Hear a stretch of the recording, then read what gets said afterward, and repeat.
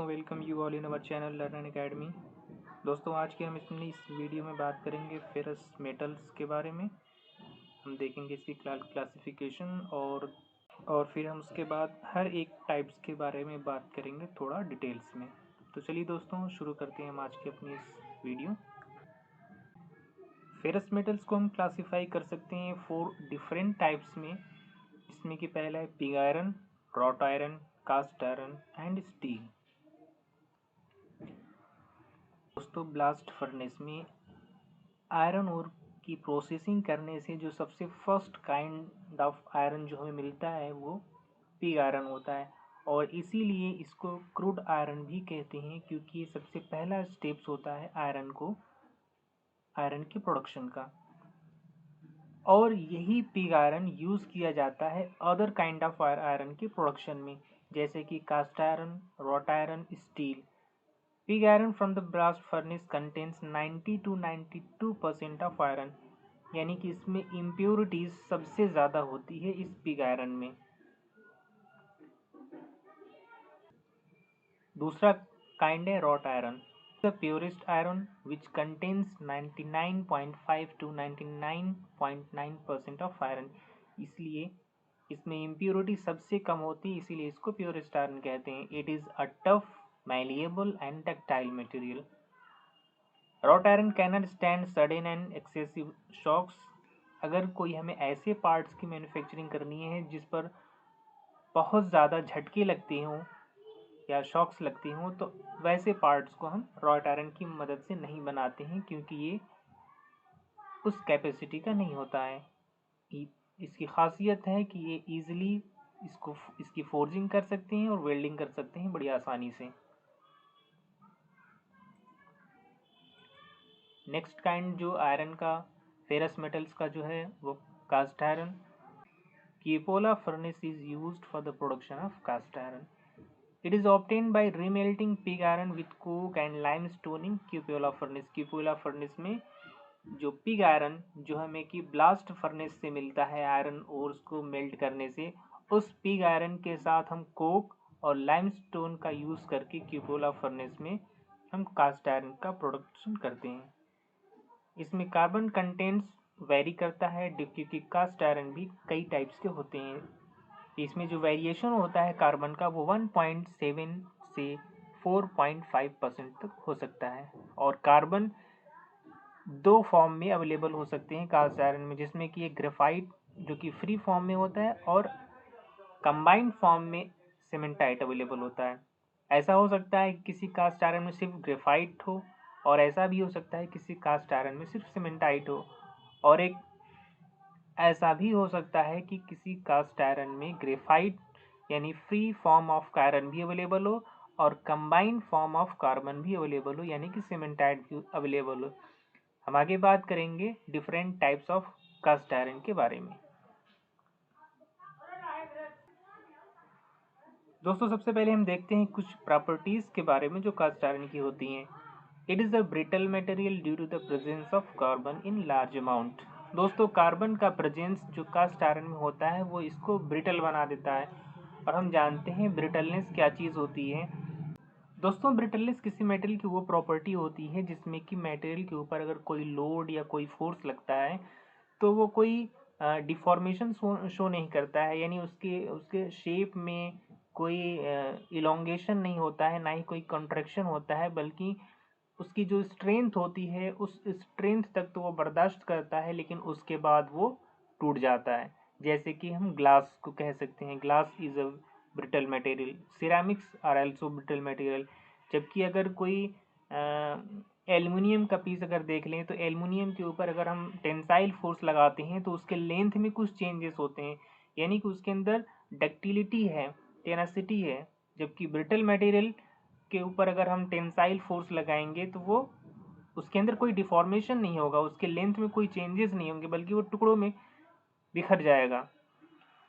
अगली property cast iron की है गुड कास्टिंग कैरेक्टरिस्टिक्स, यानी कि अगर हम कास्ट आयरन की कास्टिंग करें तो ये एक फेवरेबल कंडीशन है कास्ट आयरन का।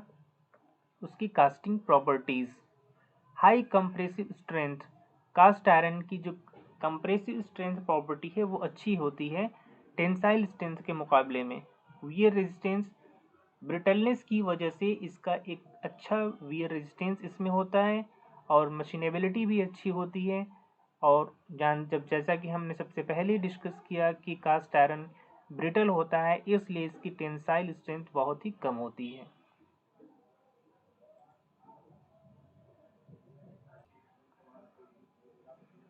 दोस्तों देखते हैं कास्ट आयरन के बारे में, इसके कार्बन कंटेंट के आधार पर टाइप्स ऑफ कार्बन की ये फ्री फॉर्म है या कंबाइंड फॉर्म है। तो इसके बेसिस पर कास्ट आयरन को के कई टाइप्स होते हैं, जिसमें सबसे पहला हम देख रहे हैं ग्रे कास्ट आयरन। तो different types of cast iron में हम सबसे पहले डिस्कस कर रहे हैं ग्रे कास्ट आयरन के बारे में। It has carbon 3 to 3.5%, 3 to 3.5% तक इसमें कार्बन हो सकता है। और इसका जो ग्रे कलर होता है, it is due to the presence of carbon in the form of graphite. इसमें कार्बन ग्रेफाइट के फॉर्म में अवेलेबल होता है और ग्रेफाइट का कलर ग्रे होता है, इसलिए इस कास्ट आयरन का कलर भी ग्रे होता है, इसीलिए इसको ग्रे कास्ट आयरन कहते हैं। It can be easily machined, इसकी मशीनिंग आसानी से हो सकती है और इसका कंप्रेसिव स्ट्रेंथ हाई होता है और टेंसाइल स्ट्रेंथ लो होता है। इसके अंदर कोई भी डक्टाइल प्रॉपर्टी नहीं होती है। Designation of grey cast iron, यानी किसी भी कास्ट आयरन का डेजिग्नेशन, या अगर हिंदी में कहे तो नामकरण कैसे करते हैं, आइए उसके बारे में जानते हैं। It is designated bye alphabet Fg followed by the minimum tensile strength value in megapascal, और मेगापास्कल को हम न्यूटन पर mm स्क्वायर भी बोलते हैं। Fg जो वर्ड यहाँ पर दोस्तों यूज किया जा रहा है, उसका मतलब ये है कि F denotes for free, G denotes for graphite, यानी ग्रेफाइट फ्री फॉर्म में यहाँ पर होता है, इसलिए ग्रे कास्ट आयरन को यहाँ पर Fg से बता रहे हैं। Suppose a grey cast iron is designated by Fg 150, तो क्या मतलब है इसका? It means it have minimum tensile strength value 150 megapascal या 150 न्यूटन पर mm square. F denotes for free, G denotes for graphite, और चूंकि हमने कहा कि मेगापास्कल न्यूटन पर mm स्क्वायर के बराबर होता है, 1 megapascal is equal to 1 newton पर mm स्क्वायर, इसलिए Fg 150 का मतलब हुआ कि उस ग्रे कास्ट आयरन की जो मिनिमम टेंसाइल स्ट्रेंथ वैल्यू है वो 150 मेगापास्कल या 150 न्यूटन पर mm स्क्वायर है। दूसरा हम देखते हैं वाइट कास्ट आयरन के बारे में। इसमें जो कार्बन कंटेंट वेरी करता है वो 1.75 से लेकर के 2.3% तक वेरी करता है। और वाइट कास्ट आयरन में white colour is due to the presence of carbon in combined form, that is known as carbide, or we can say it cementite. It makes it color white, यानी इसमें जो carbon present होता है वो combined form में होता है, जिसको हम सीमेंटाइट या कार्बाइड कहते हैं, और इसी की वजह से इस किस्म के कास्ट आयरन का कलर होता है वाइट। जबकि हम पिछले में देखा हमने कि ग्रे कास्ट आयरन में जो कार्बन होता है वो फ्री फॉर्म में होता है या ग्रेफाइट फॉर्म में होता है, जिसकी वजह से ग्रे कास्ट आयरन का कलर ग्रे होता है। और यहाँ पर वाइट कास्ट आयरन का कलर वाइट सीमेंटाइट की वजह से होता है। White cast iron has high tensile strength and low compressive strength. It is just opposite to the grey cast iron. उसमें compressive strength ज़्यादा था, जबकि white cast iron में tensile strength प्रॉपर्टी ज़्यादा है और compressive strength लो है इसका। दोस्तों तीसरा हम बात करते हैं चिल्ड कास्ट आयरन के बारे में। चिल्ड कास्ट आयरन भी वाइट कास्ट आयरन का एक टाइप्स है। तो इसमें आखिर फ़र्क क्या है दोस्तों? जब हम कास्ट आयरन का यूज़ कर रहे होते हैं किसी कास्टिंग में, तो सपोज दैट अगर हम उस कास्टिंग को क्विकली कूल करना चाहते हैं तो हमें चिल्स का यूज़ करना पड़ता है कास्टिंग प्रोसेस में। चिल्स के ज़रिए से जो कूलिंग है उसको बहुत क्विकली अचीव कर लिया जाता है। सो अगर हम इस टाइप के कास्ट आयरन में चिल्स का यूज़ कर रहे हैं तो जो प्रोडक्ट बनता है उसको हम चिल्ड कास्ट आयरन कहेंगे, उस मटेरियल को हम चिल्ड कास्ट आयरन कहेंगे क्योंकि उसकी कूलिंग क्विकली की गई होती है। The surface of the chilled cast iron has high hardness, और जब कूलिंग क्विकली होगी तो जाहिर सी बात है कि जो हार्डनेस होगी वो ज़्यादा होगी सरफेस की, और जब हार्डनेस ज़्यादा है तो अब्रेजन रेजिस्टेंस भी उसमें होगा, वियर रेजिस्टेंट प्रॉपर्टी भी उसमें डेवलप हो जाएगी, जबकि जो कोर एरिया है उस प्रोडक्ट का, उस कास्टिंग का, that will be steel softer and that will be grey cast iron.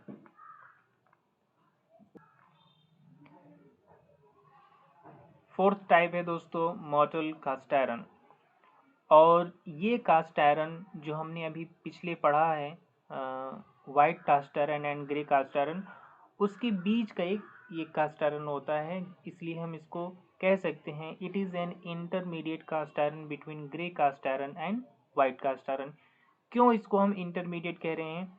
इसकी वजह ये है क्योंकि इस टाइप के कास्ट आयरन में कार्बन कुछ ग्रेफाइट फॉर्म में भी अवेलेबल होता है और कुछ कार्बन सीमेंटाइट फॉर्म में भी अवेलेबल होता है, यानी कुछ कार्बन फ्री फॉर्म में अवेलेबल होता है जिसको हम ग्रेफाइट कहते हैं, और कुछ कार्बन कंबाइंड फॉर्म में होता है जिसको हम सीमेंटाइट कहते हैं। So carbon in mottled cast iron exist in the form of a mixture of graphite and cementite. इसके अंदर भी ब्रिटलनेस बहुत ज़्यादा होती है। नेक्स्ट है मैलिएबल कास्ट आयरन। दोस्तों मैलिएबल कास्ट आयरन हमें वाइट कास्ट आयरन से ही मिलता है। जब वाइट कास्ट आयरन की एनीलिंग प्रोसेस की जाती है, that is a heat treatment process. So जब वाइट कास्ट आयरन की एनीलिंग की जाती है तब हमें मैलिएबल कास्ट आयरन मिलता है। इसके भी 3 टाइप्स हैं मैलिएबल कास्ट आयरन के, जिसमें पहला है white heart cast iron, white heart malleable cast iron, black heart malleable cast iron and pearlitic malleable cast iron.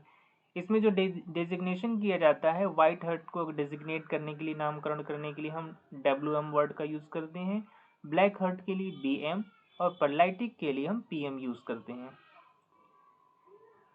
एक एग्जाम्पल हम यहाँ पर देखते हैं कि कैसे डेजिग्नेशन किया जाता है मैलिएबल कास्ट आयरन का। Suppose a malleable cast iron is designated as WM350। So what is the mean of this WM350? फिर दोस्तों यहाँ पर WM मीन्स कि ये white heart malleable cast iron है, और 350 जो डिनोट कर रहा है वो minimum tensile strength value denote कर रहा है उस कास्ट आयरन का, यानी कि इस मैलिएबल कास्ट आयरन की जो मिनिमम टेंसाइल स्ट्रेंथ वैल्यू है वो 350 मेगा पास्कल है या 350 न्यूटन पर एम स्क्वायर है।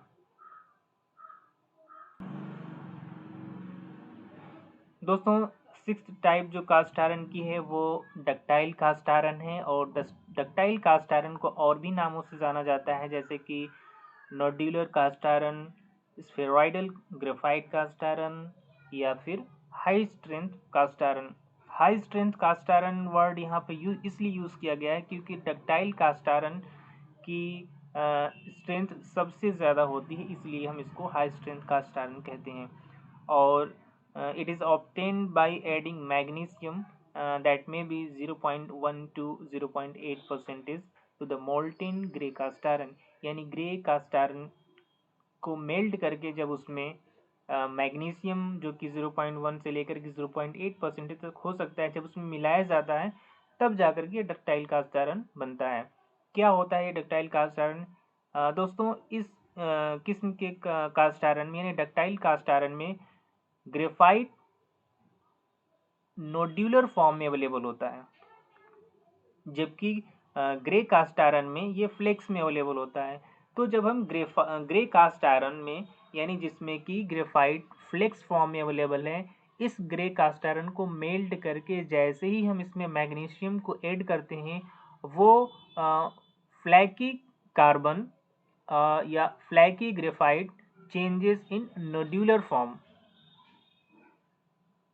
और ऐसा करने से इसकी स्ट्रेंथ जो है बढ़ जाती है, इसलिए इसको हम डक्टिलिटी बढ़ जाती है, इसलिए हम इसको हम डक्टाइल कास्ट आयरन कहते हैं।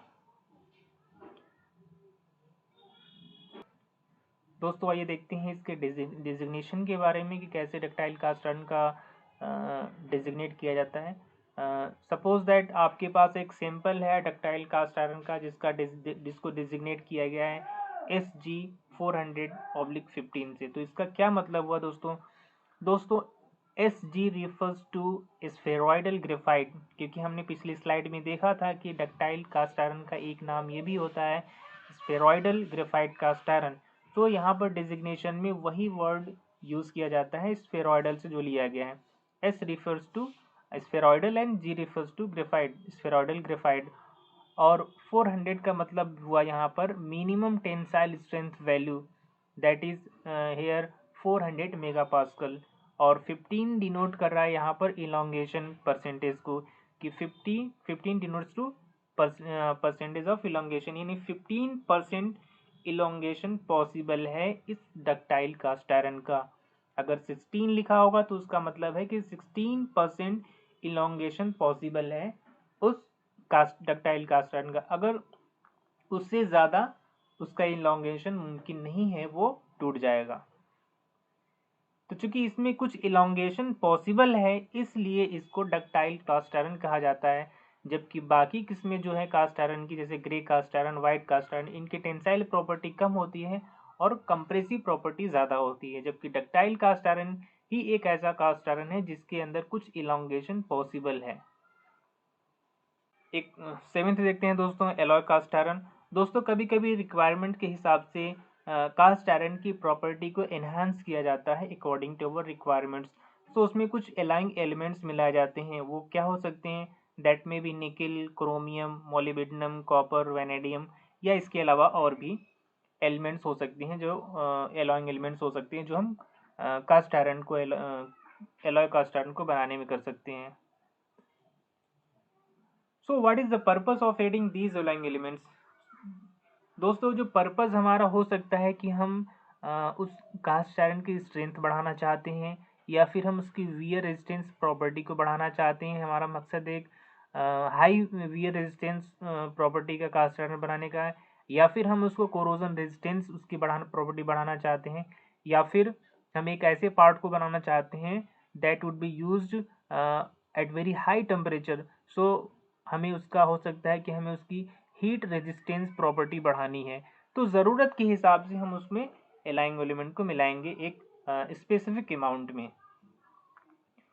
सो दोस्तों आज की क्लास में इतना ही। आगे हम बात करेंगे स्टील्स के बारे में, जो कि फेरस मेटल्स का एक टाइप्स है। दोस्तों चूंकि स्टील के भी कई टाइप्स होते हैं, उसकी मैन्युफैक्चरिंग, उसकी प्रॉपर्टी, वो एक बड़ा एरिया है, इसलिए हम उसको एक अगले वीडियो में देखेंगे। आज के लिए बस इतना ही। Thank you.